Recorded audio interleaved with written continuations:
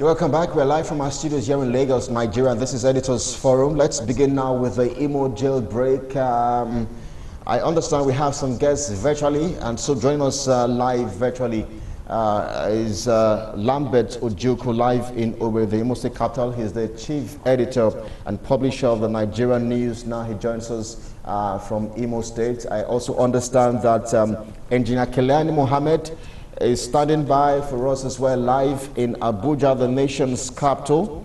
He's also the editor and publisher of the Liberator magazine. Gentlemen, thank you so much for coming through on Editors Forum this afternoon. Just a quick one. Let's begin in Owerri, the Imo State capital, where Lambert is standing by. Lambert, you have been covering this event. You have been following this event up for almost a week now. What exactly are your thoughts and your findings?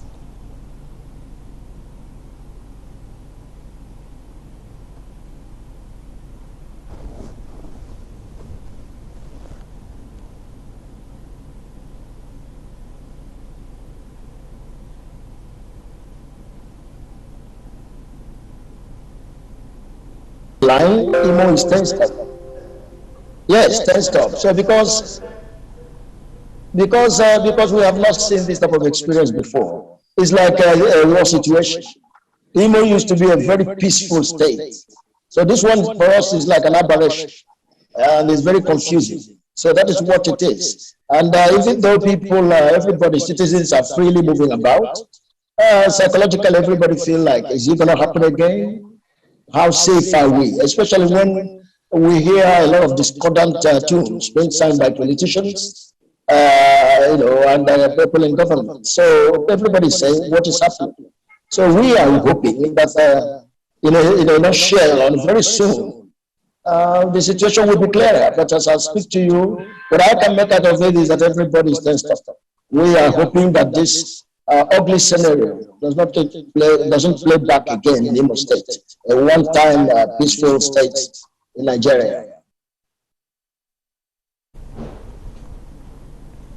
All right, Lambert, we'll talk about the consequences very shortly with you, but the body language from the governor of the state, Hope Uzodinma, he has blamed his political rivals for these attacks. Meanwhile, the former IGP had blamed the Eastern Security Network as well as IPOB. Who should take the responsibility for what played out in Imo State a few days ago? Well, for me, responsibility. Government the government is there to protect the people and the property. If the government or the governor has made a statement to his commissioner for information that some politicians are sponsoring the insecurity, for me it's very bold. It's not only that he should say it, it has to be investigated. The governor is elected to provide security and protection for the people, for the citizenry. So whatever it takes, for me, it goes beyond politics and words of mouth. That allegation is bold, and coming from a person of high standard, like the governor of Imo State, for me, it's not a means allegation. Therefore, Imo people expect that it must be investigated by the various security apparatus, so as to situate the position. If somebody invaded Imo, bombed the correctional center, and the people's lives were lost, and property, what billions of naira destroyed, and the place is like we are sitting on a keg of gunpowder. It's not a means challenge. It must be investigated. Whoever, no matter his how highly placed, should be thoroughly, punished or brought to book. That is my stand for it. So shifting blames is okay, but what is important is that the governor has made an allegation. That allegation must not be taken lying low. It cannot be swept under the carpet. It has to be investigated. That is the job of the security operatives, and they must get on their toes and do their bidding. I think that is what it is. And that is the expectation of all Imolites. Stay with us. We will check in with you very, very shortly. We also understand that some pictures and names have been published a few days ago. Those names have been declared wanted. I mean, going through the lists, and I was just there was just a lot going through my mind. But let's see now if we can cross over live to Abuja and get the thoughts of Engineer Kelaini Mohammed, editor, publisher, Liberator magazine. Engineer Kelaini, thank you so much for standing by as well. What are your initial thoughts about the jailbreak or prison break, as some have tagged it, in Imo State a few days ago? Mr. Kelly, thank you very much. You see, what we need to do to make sure that we have peace in this country, not only in Imo State, is that there must be cordial relationship between the governed and the governors.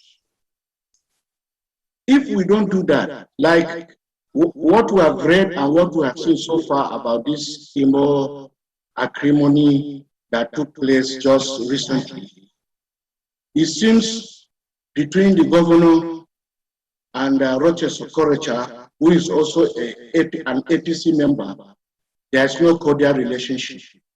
And it all started about last 2 weeks when they said, or we saw on the press, that they sealed some of his properties in Imo State. He went to the governor, he was not successful, so that those properties should be given back to him. That's number one. Number two, he tried the court system. The court threw out his case. So the only way, according to what we learned, is to revoke, to resort to violence. And they said this issue of killings and maiming started from some village. So if that is true, then Roches Okorocha must be brought to book. From what my colleague said over there, the Information Commissioner recently brought out all the atrocities committed by Roches Okorocha within that period, and that he was the one who sponsored, according to them, the indigenous peoples of Biafra. And to what is surprising, I was dumbfounded, I was flabbergasted to see that a jailbreak took place within some few meters of the headquarters of the Nigerian police and also government house.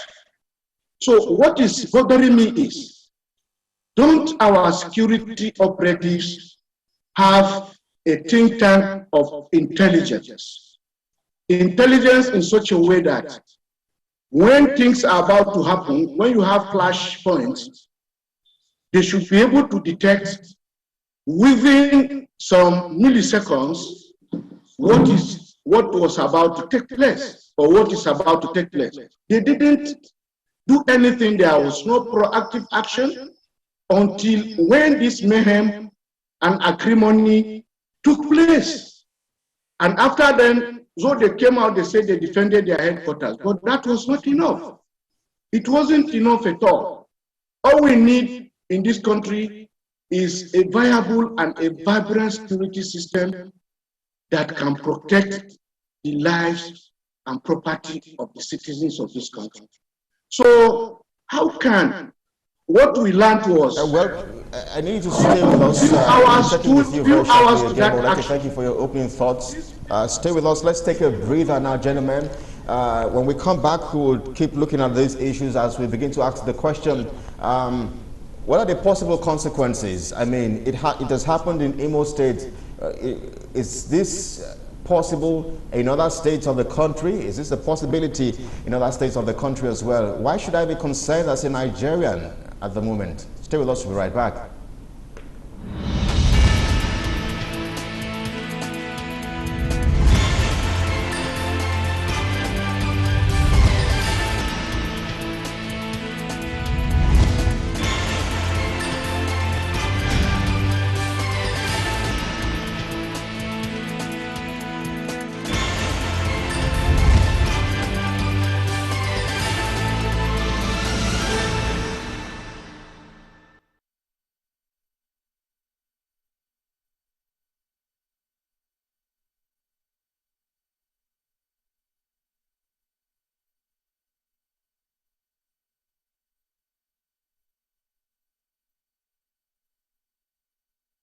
the Nigerian populace, particularly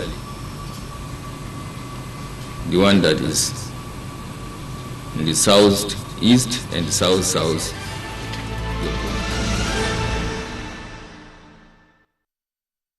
Well, thanks for staying with us. This is Editors Forum. We are live from our studios here in Lagos, Nigeria. We are on the issue of the jailbreak in Imo State a few days ago. I mean, early this week, actually, when Nigerians were just celebrating Easter Sunday.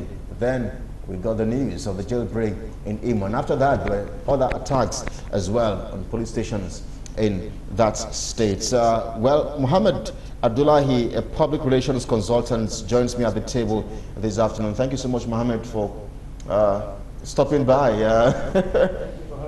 Well, we understand the Lagos Marathon is it's happening currently, so definitely we're expecting a little bit of traffic jam there.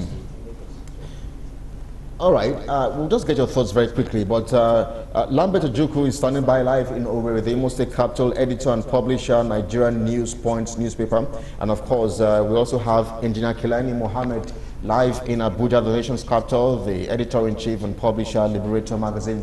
Gentlemen, thank you for staying with us. We'll check in with you very shortly. But Mohammed, just on my way to work this afternoon, I was listening to a radio program. And then the guest on the program, a security expert, said, people are talking about jailbreaks in Imo State. Why should Lagosians be concerned? This is Lagos. This is not Imo. Do Lagosians and other Nigerians in other parts of the country have any reason to be worried and concerned with what played out, the multiple attacks in Imo State? That's a very funny thought from the expert you just mentioned, because this is actually not the first jailbreak in recent times. It happened in Benin City, in Edo, and it was actually very deadly.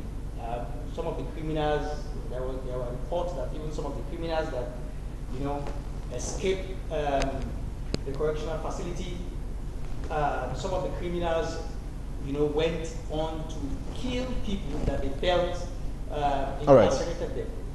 Okay, Mohammed, we'll come back with you very shortly. I understand we need to just take a very short break. We'll be back in just a moment. Stay with us.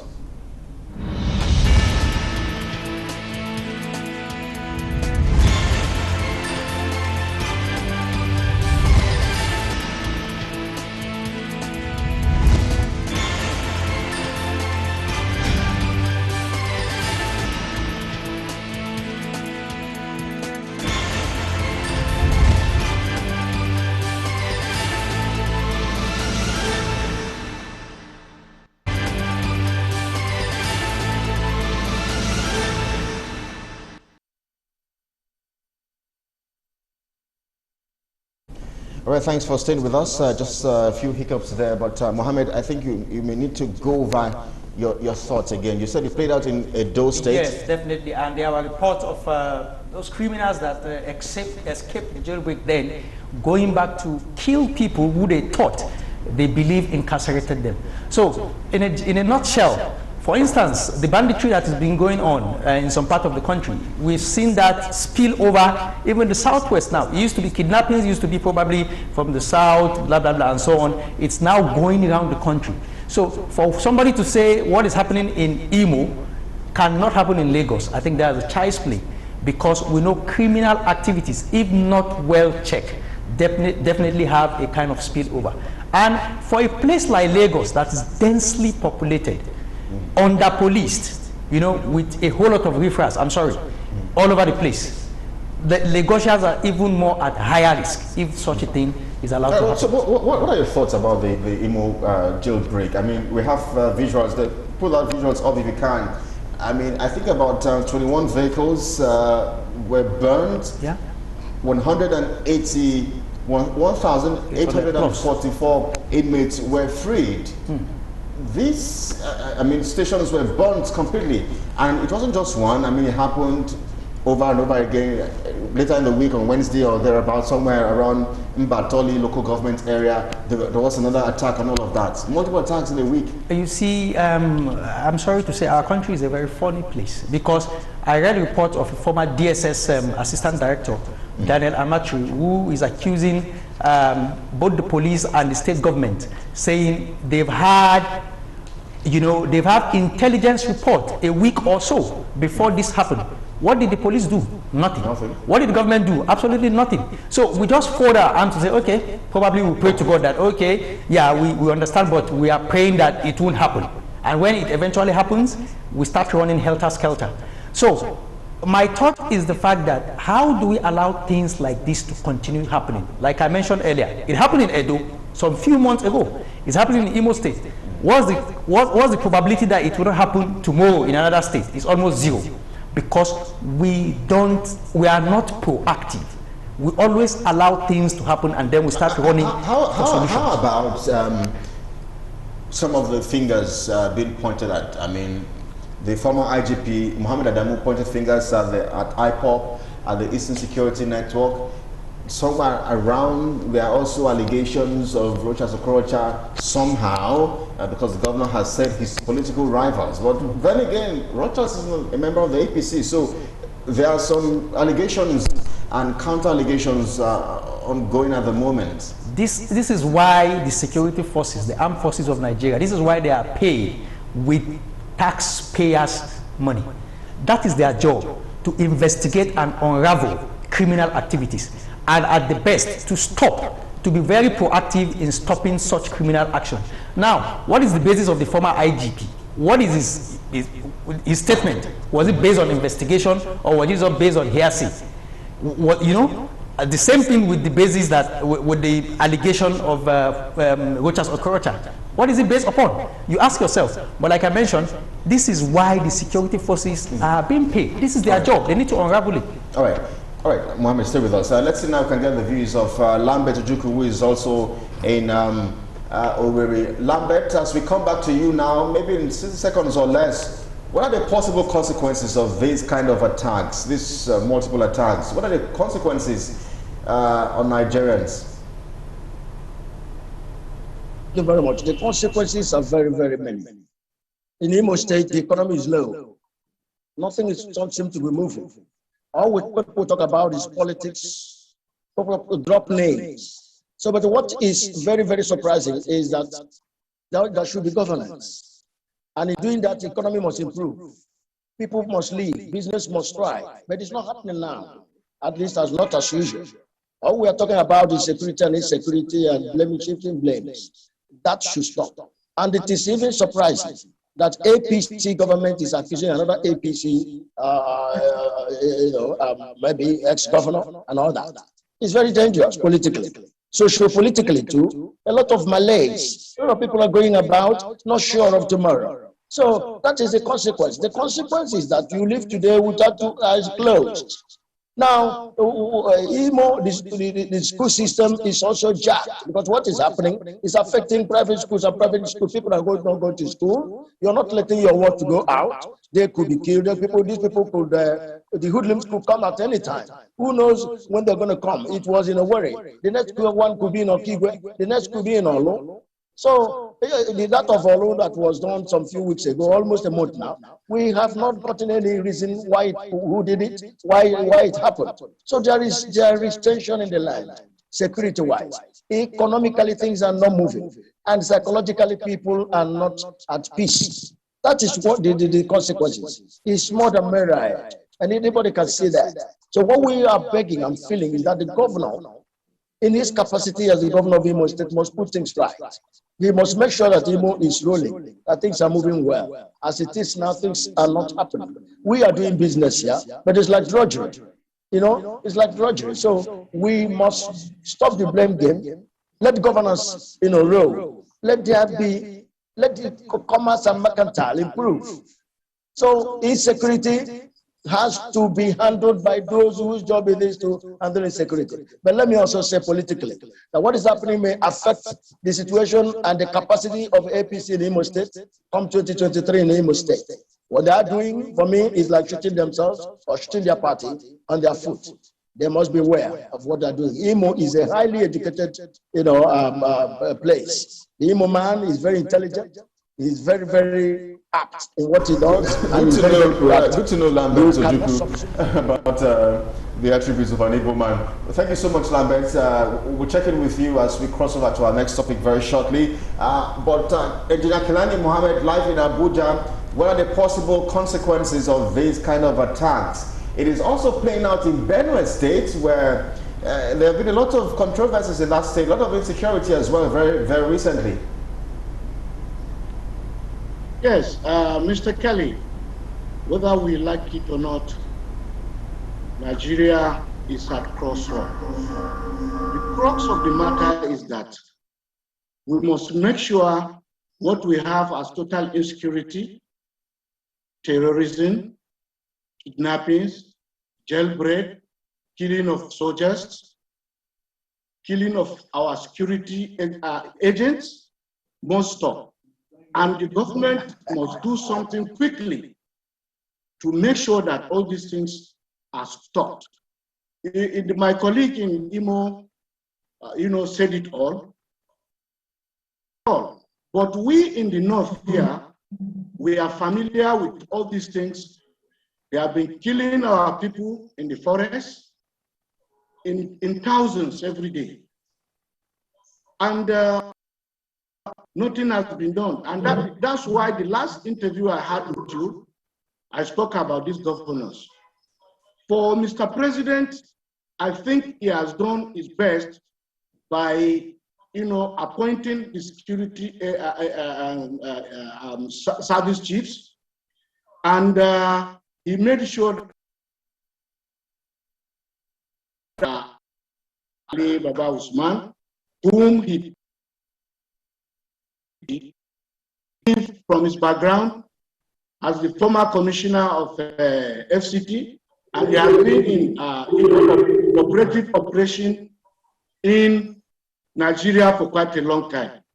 The rejigging he did recently, we hope is going to assist us. But like the issue you mentioned of Benue State, I said it earlier.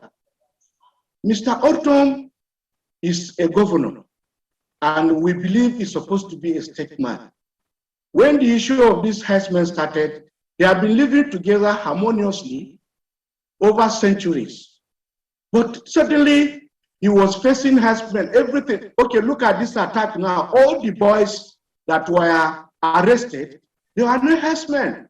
So let us look inwards and see. You see, we must have to make sure we nip this thing in the bud without sentiments, without tribalism, if we want Nigeria to exist.